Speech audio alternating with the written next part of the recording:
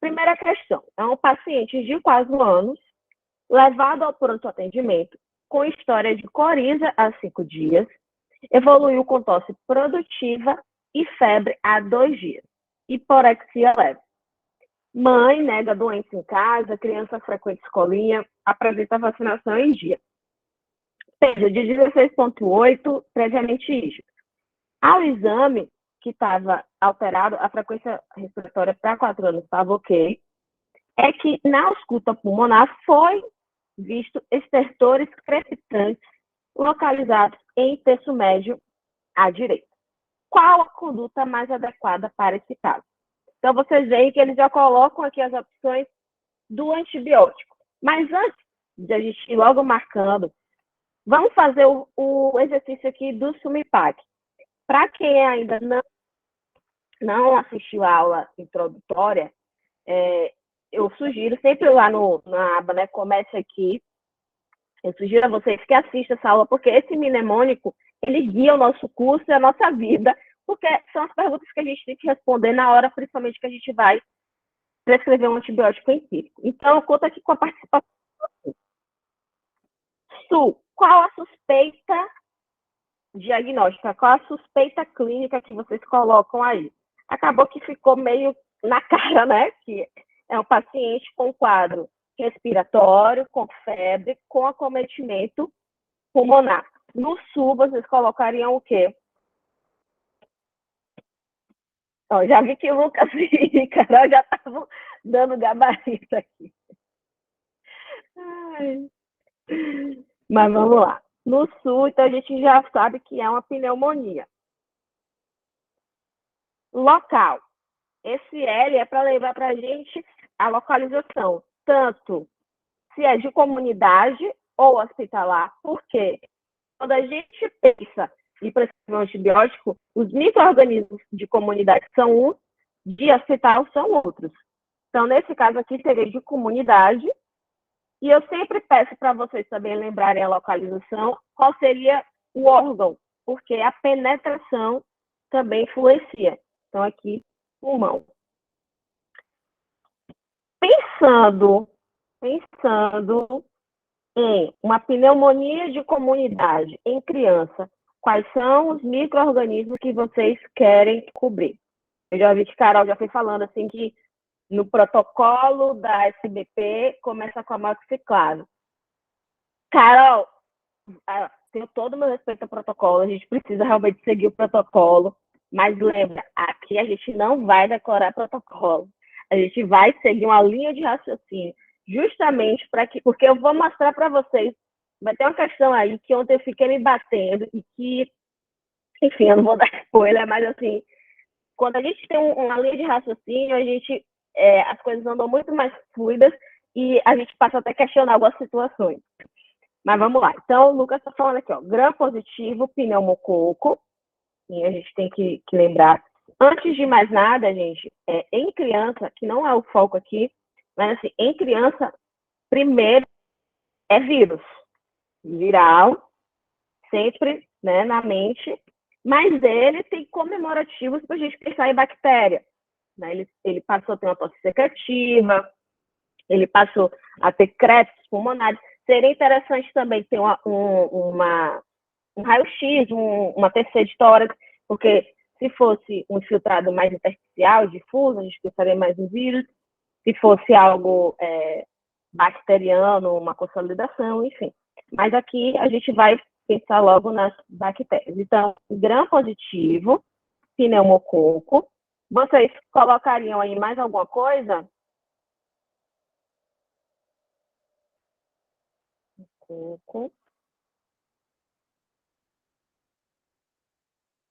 Moraxella catarrhalis, sim.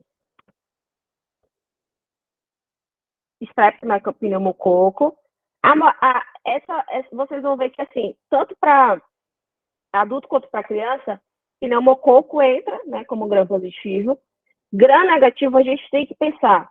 Moraxella, hemófilos. Hemófilos está cada vez menos por conta da vacinação, mas a gente também inclui. E Carol falou atípico, muito bem. Então, gram-negativo, a gente vai falar aqui Moraxella, Haemophilus, e atípicos, que são aqueles patógenos que não coram pelo gram, que aí a gente inclui, né? Mycoplasma pneumoniae, e aí vai. Então, acaba que a microbiologia da pneumonia na criança é muito similar à do adulto. E aí a gente tem que lembrar de cobrir esses micro-organismos na pneumonia. Gram positivo, gram negativo e Moraxella Haemophilus. Travou, se travou, você fala, gente, que eu tô tendo que até eu tinha a internet do celular. Ah, tá. Qualquer coisa vocês vão falando aí.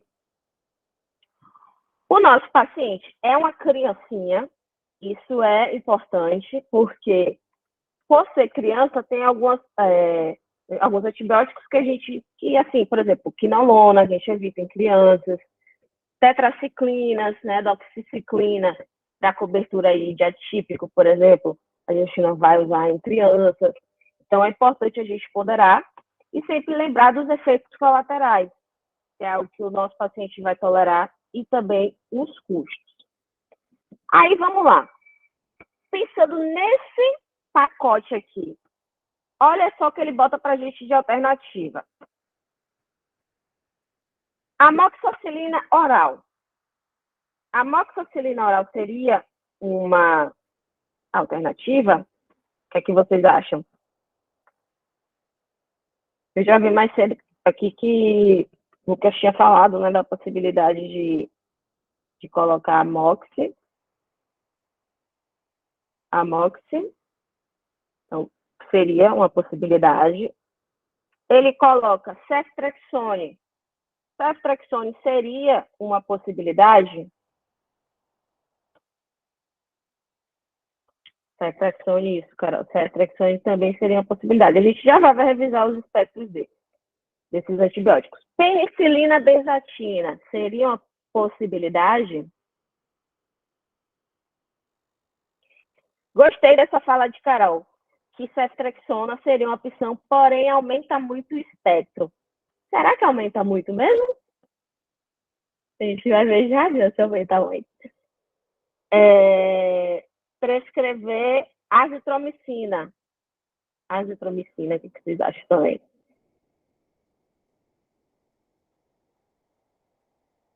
Vamos lá, ó. Eu fiz esse slide para poder facilitar a visualização de vocês. Então, assim, quando a gente fala da penicilina benzatina, a gente está falando de uma penicilina G, que é a bezetacil, né?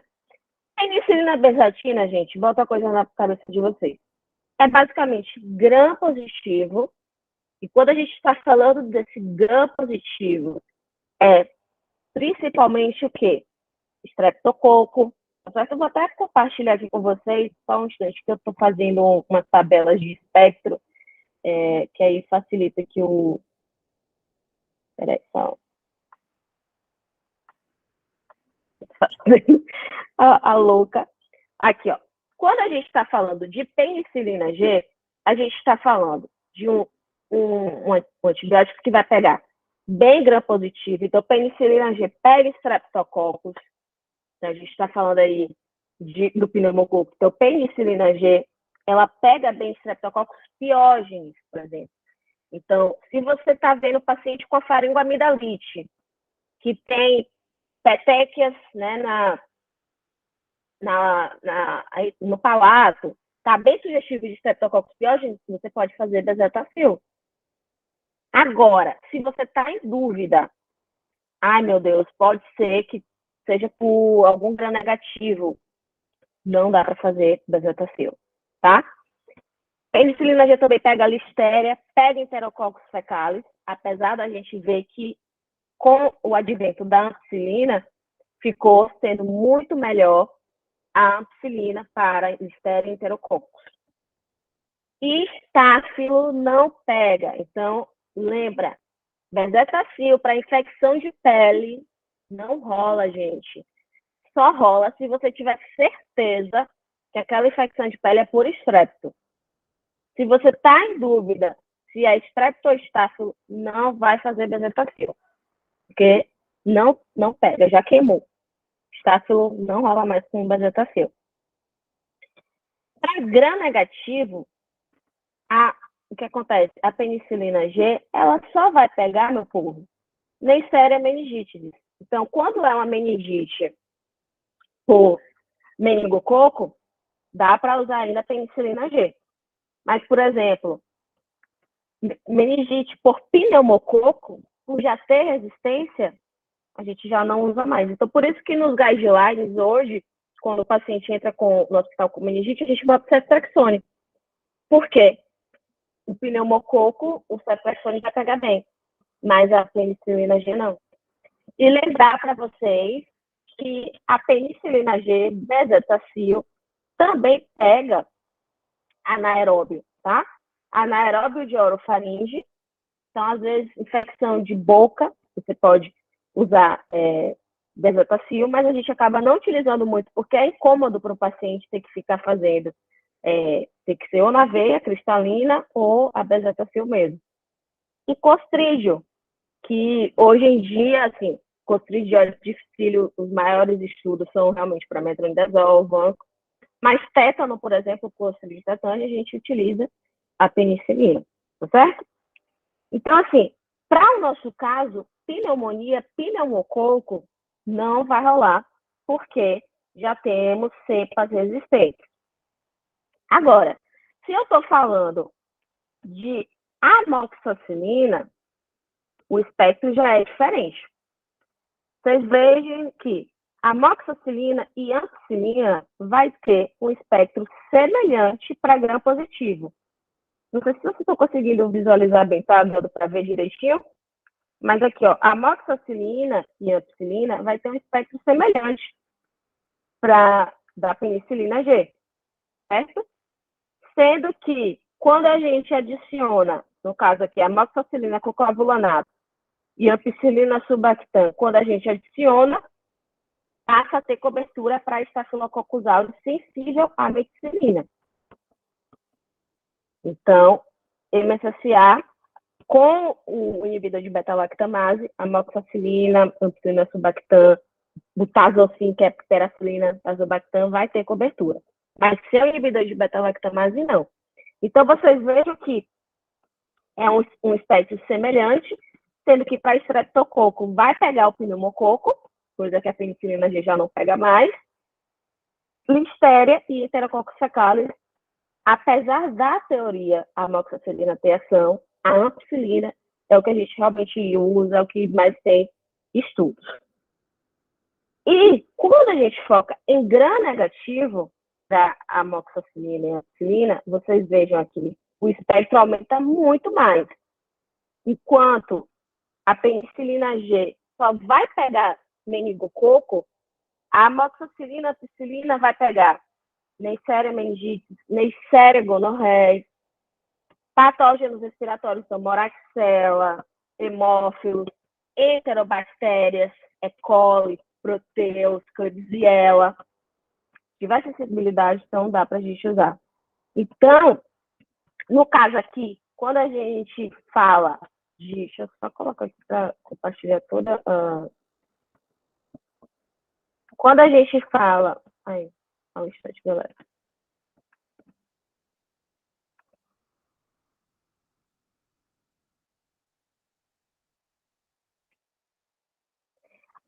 Eu tô vendo aqui, essa tabela eu vou disponibilizar em breve para vocês, Lucas, é porque eu ainda tô fazendo. Eu ainda tô fazendo. Mas vai em breve, vai ficar para vocês. Aí, assim, ó, quando a gente vê Streptococcus pneumoniae, Haemophilus influenzae e Moraxella catarrhalis, a amoxicilina pega. A amoxicilina pega. Então, seria, sim, uma opção. Atípico não pega. A amoxicilina, a ampicilina não vai pegar atípico. Aí, nesse caso, teria que combinar ou com macrolídeo, com azitromicina, ou com, no caso de adultos, com, por exemplo, poderia usar também doxiciclina, né? Aqui no Brasil, a gente não utiliza muito doxiciclina para atípico em pulmão, mas no guideline do AEDC eles colocam, então nos Estados Unidos é mais comum. Aí, vamos lá, ele vai e coloca aqui pra gente. Ceftriaxone. Ceftriaxone. Eu gostei da fala de Ana, porque a Ana falou assim uma hora, o espectro aumenta mais. De fato, quando a gente vai comparar entre as cefalosporinas, o espectro, vocês veem aqui que é o ceftriaxone, o espectro em relação às outras aumenta. Então, em relação à cefalexina, o espectro para gram-negativo aumenta bem mais. Em relação à cefuroxima, também. Mas, em relação à moxicilina com clavulanato, é a mesma, ou sem, com sem, é a mesma coisa. Então, a moxicilina e a psilina pega meningococo. A gente não utiliza muito, porque não tem muitos estudos, mas na teoria tem ação. Ceftriaxone pega meningococo. A moxicilina pega gonococo. Ceftriaxone pega. Patógenos respiratórios. Ceftriaxone também vai pegar. Moraxella, hemófilos, enterobactérias. Então, vocês veem que o espectro não muda muito. É a mesma coisa em relação ao gram positivo. Streptococcus, inclusive, ceftriaxone para gram positivo tem até um espectro menor, porque não pega listéria, não pega enterococcus fecalis, na verdade. Listéria, nenhuma cefalosporina pega, nem enterococcus fecalis, exceto a cefcarolina. E Staphylococcus aureus, ceftriaxone pega na teoria, mas a gente não utiliza muito na prática para MSSA, porque acaba que temos opções muito melhores. Então, por exemplo, para uma infecção de pele, é muito melhor você usar amoxicilina com clavulanato, que vai pegar Streptococcus e Staphylococcus aureus, do que usar ceftriaxone, porque a ação da amoxicilina com clavulanato é melhor. Então, veja só, é realmente duas opções, tanto a ceftriaxone quanto a amoxicilina. Agora, o contexto muda, que aí foi a sacada da questão. A sacada da questão, porque eles vão pedir aí qual seria o melhor. E eu concordo com vocês. O paciente está estável, ele está em bom estado geral, ele não está com sinais de sepse. Então, dá para ele ir para casa com a amoxicilina oral e retornar em 48 horas. Tá certo? Carol mencionou a questão aí de que viu no guideline da Sociedade Brasileira de Pediatria, né, o clavulin como primeira opção, porque, assim, realmente, de fato, principalmente até para infecções de vias aéreas superiores, a gente está vendo cada vez mais gram-negativo, então, moraxella, hemófilos produzindo beta-lactamase e já tendo resistência à amoxicilina pura. Então, em muitos guidelines, eles estão trazendo já o clavulanato como primeira opção, tá? Mas é importante vocês terem noção de que, a depender da epidemiologia local, dá para fazer a amoxicilina pura. E nesse caso aqui, ó, ele está estável, você poderia fazer a amoxicilina pura e qualquer coisa ele voltaria para reavaliar, tá? Ceftriaxone é uma opção? É uma opção. Só que você não precisa internar esse doente. Não é um paciente que tem necessidade de internar. Penicilina bezatina, a gente viu que não pega. Não vai pegar os patógenos gram-negativos respiratórios, não vai ter ação. E para pneumococo, a gente já viu que tem também resistência. Então, não dá. Azitromicina.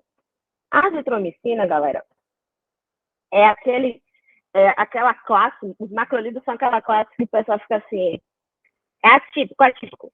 Gente, macrolida não pega só atípico, tá? Macrolida pega gram positivo e pega também gram negativo. Tanto que na diretriz de pneumologia de 2018 sobre PAC para adultos, pacientes sem comorbidades estáveis, eles até colocam para fazer a azitromicina sozinha. Mas tem que ter muita ressalva nisso aqui. Por quê? Apesar de, na teoria, macrolida ter cobertura para pneumococo, cada vez mais a gente tem visto resistência. Pneumococo resistente à azitromicina. Então, se é um paciente que não está legal, que não está bem, e aí, por exemplo, nesse caso aqui, porque ele não deu a opção, ele bota, né, de fazer azitromicina e liberar.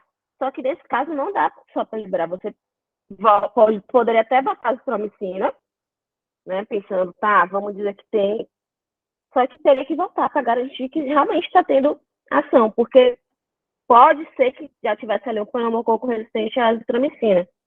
Então, por isso que acaba que, a depender, é melhor você já fazer a amoxiclave, porque garante melhor evitar essas beiradas da resistência. Mas a azitromicina não pega só ativo, pega também gram positivo e gram negativo. Então, seria uma opção, mas retornar, para você garantir que está tendo ali ação contra o pneumococo. Tá certo? Carol perguntou assim, então, teoricamente, onde cabe a MOX, cabe ceftriaxone, sem pensar no contexto clínico, no caso, focando apenas na cobertura dos micro-organismos. Em relação a gram negativo, cabe, Carol. Em relação a gram negativo, cabe. Mas em relação a gram positivo, não. Por quê? Em relação a gram positivo, listéria, ceftriaxone não pega e nem enterococo. Coisa que ampicilina, amoxicilina vai ter ação contra listéria e contra listéria e enterococo, tá certo? Ampicilina é que os mais estudos são efetivos, entendeu? Mas para gram negativo é muito similar o espectro.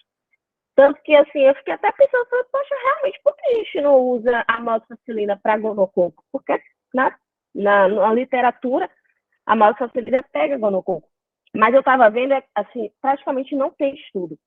Então, por isso que acabam fazendo mais ceftriaxone e M quando o paciente tem gonorreia. Mas é mais por conta de evidências científicas mesmo. Porém, o espectro para gram negativo é muito similar. Só para gram positivo que realmente a amoxicilina vai pegar a listéria e enterococo, coisa que as cefalosporinas, exceto a ceftarolina, para enterococo, né, não pega. Beleza, gente?